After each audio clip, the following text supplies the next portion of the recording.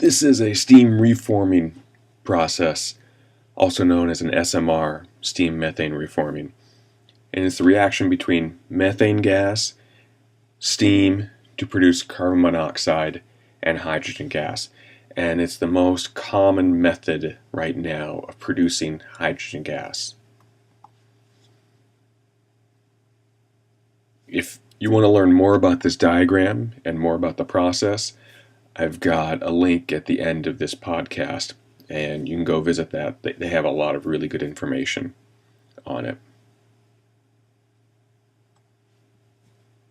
So the standard enthalpy of reaction is defined to be a difference between the sum of the enthalpies of the products and the sum of the enthalpy of the reactants.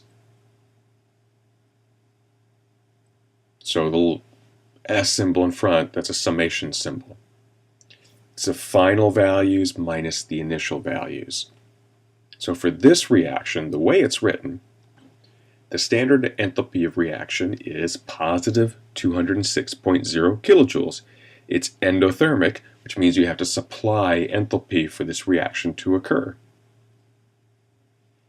This value is for the reaction just as it's written. It's for the reaction of 1 mole of methane.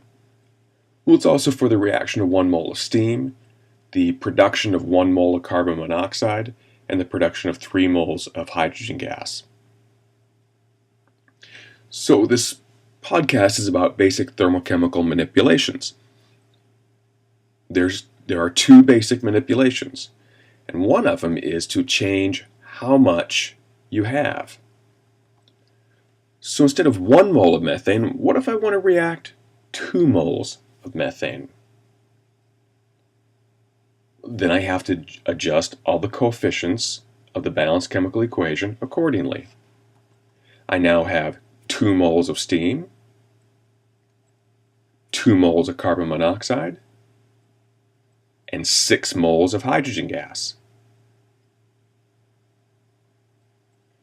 As to the enthalpy change, since I now have twice as much stuff reacting, I have twice as much enthalpy change. There's one manipulation. Change how much is reacting, change the enthalpy by the same value. Double it, triple it, halve it, whatever. Do that algebraic change all the way through it. There's another manipulation. Let's say I have a 6-foot ladder. And it's 6 feet. Whether you climb up or climb down, it's a 6-foot ladder. But we're not just interested in magnitude, we're interested in direction.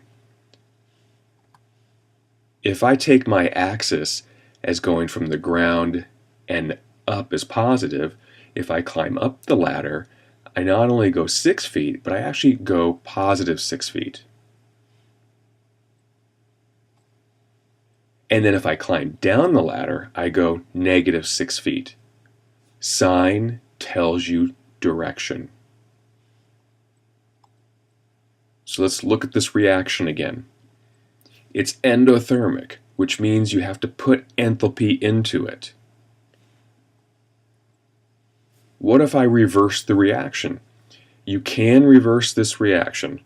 The reverse, which is the reaction of carbon monoxide and hydrogen gas to produce methane and steam, is called a methanation process.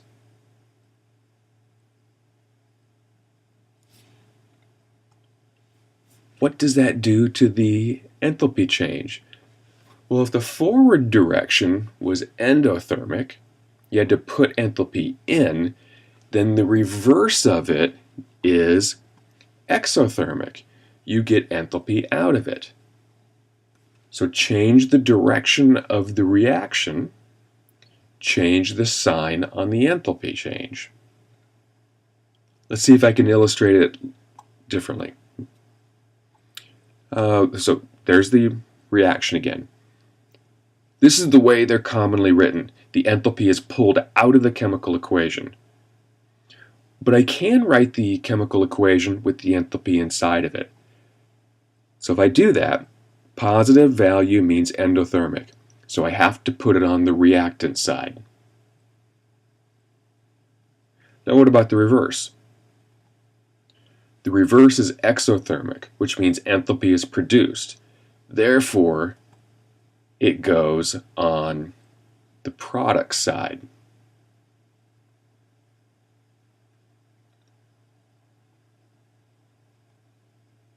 So the top set is for the endothermic, the bottom set is for the exothermic.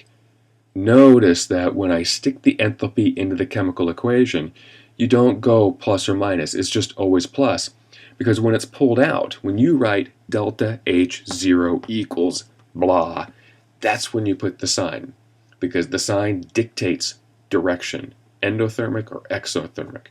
When you actually put it into the chemical equation, you just always write plus because the side of the equation dictates whether it's endo or exothermic. Endothermic, reactant. Exothermic, product.